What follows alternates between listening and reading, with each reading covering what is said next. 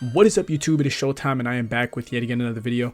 Now in this video I'm going to be showing you guys the 6'8" inside center build that's been making waves throughout the competitive scene. Any of you guys paying attention to tournaments, wagers, or CBs, which mean crew battles, you'll notice that everybody is using this build for those kind of games. I've run into a few of them. I want to say like 2 or 3 so far, and I've lost to a few of them and they've been really good.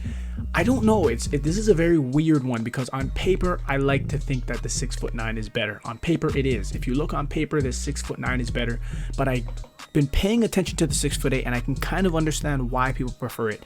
It does play slightly better defense, it is quicker, it is more athletic, but I guess my only thing that is just, I guess I'm not sold on, is the idea that it doesn't get a 99 offensive rebound. Now it does get a 99 defensive, but not a 99 offensive.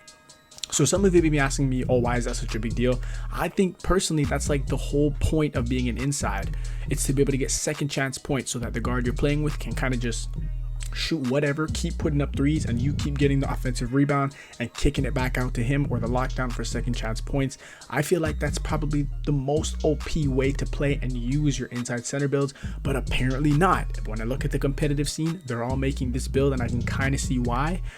You're still going to be able to get rebounds, you're still going to be able to get legend box out piece and rebound chaser, but I guess what people are fighting for is the ability to have a 99 rebound and also be able to be quick and play good hedge defense.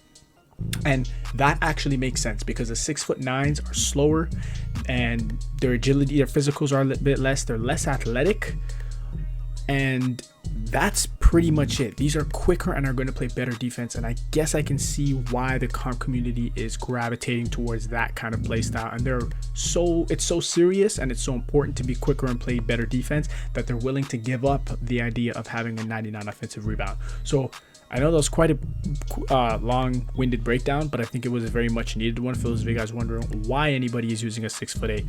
And I'm going to show you guys quickly how to make this build that, like I said, has been making waves throughout the competitive scene on NBA 2K26.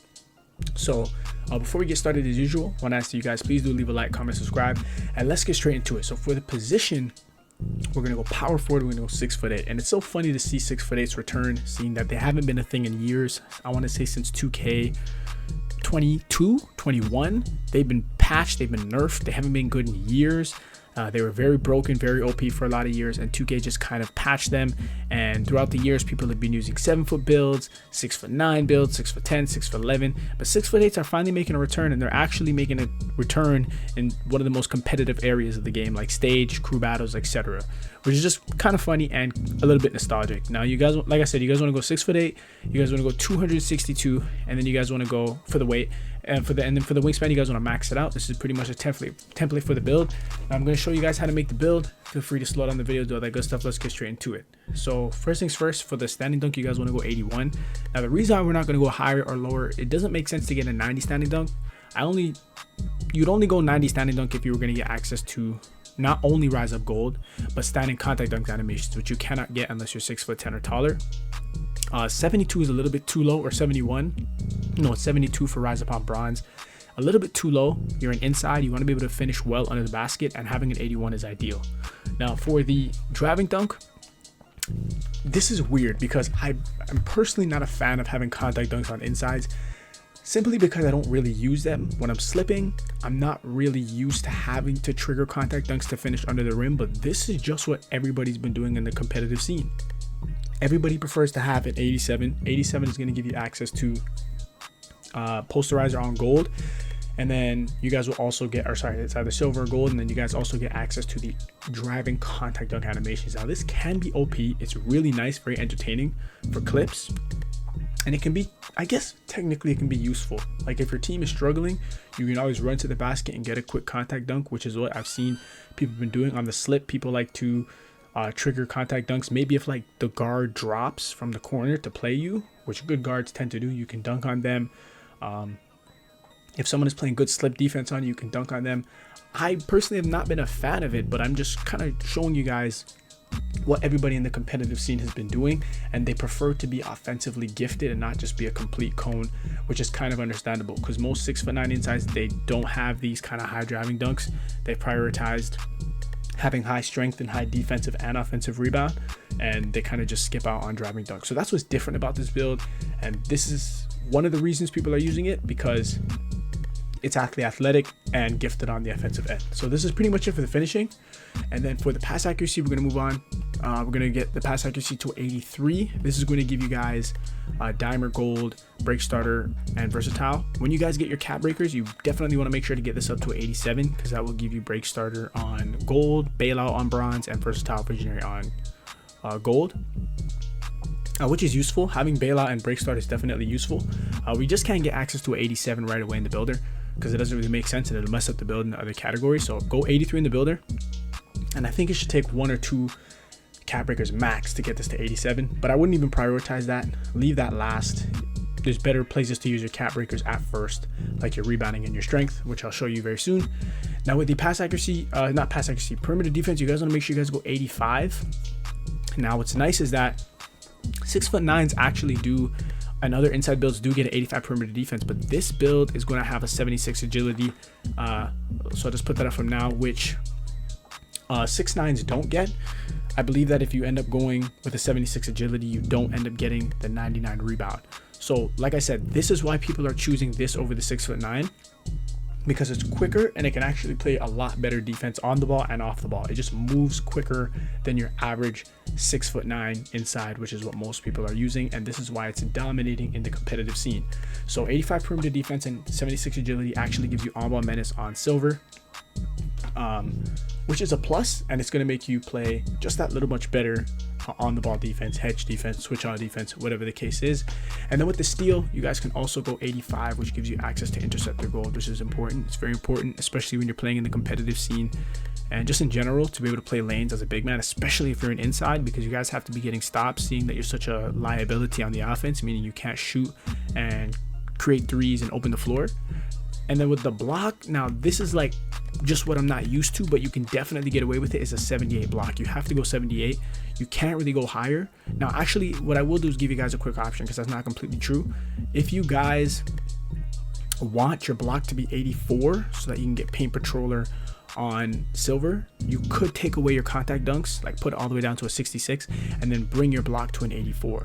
But I'm trying to, for this build video, I'm trying to put my opinion, I'm trying to include my opinion a little bit, but just show you guys what other people are using and what the competitive scene centers are using. And most of them are going with a 78 block, and they're getting away with it. They actually do get high flying denier. I just have to put in my vertical and my just my vertical. But 78 is what everybody's using, and that's what's working for everyone. But like I said, you have the option to get rid of having contact dunks and prioritize having an 84 block instead, which would give you access to Paint Patrol on silver. Now with the interior defense, you guys want to bring this up to 74, and this is pretty much what your defense is going to look like. This is your defensive setup. Now one of the more controversial parts, like I was mentioning earlier in the video, we're going to do the rebound. You guys want to give yourself a 94 defensive and use 5 cap breakers to bring this to a 99 defensive rebound, which will give you access to Rebound Chaser and Box Out Beast on Legend, which is definitely a must if you're an inside.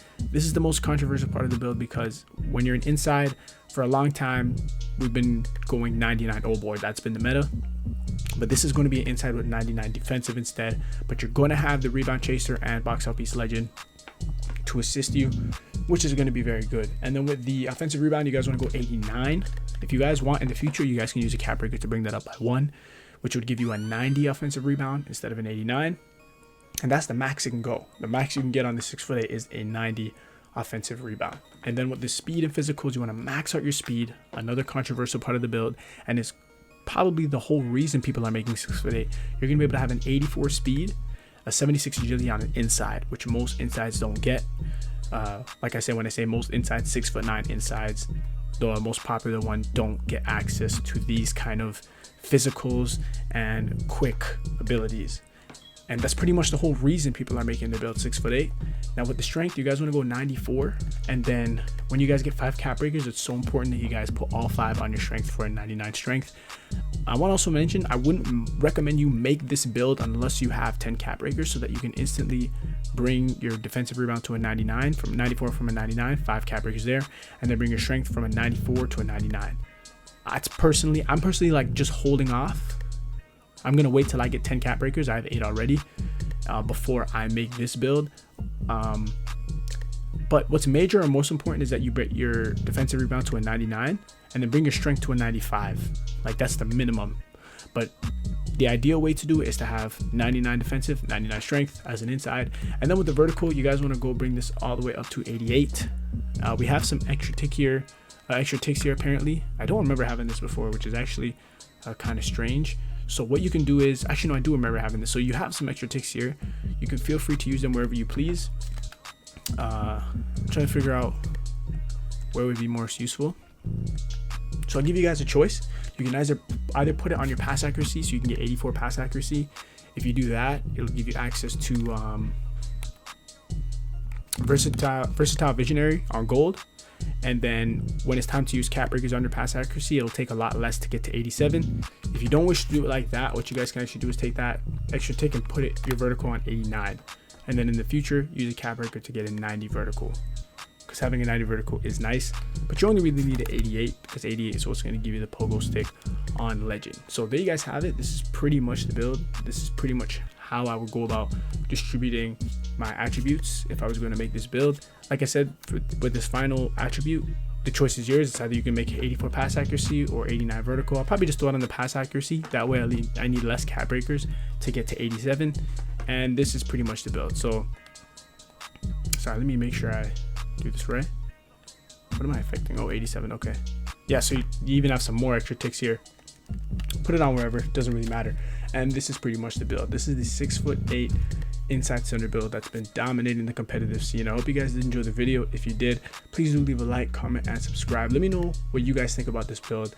Let me know how you think this fares out against the 6'9", and if you think it's better than the 6'9". For those of you guys who do want a video or to see what the 6'9" inside center build looks like, which is the most popular one, I'll leave a link in the description down below to it.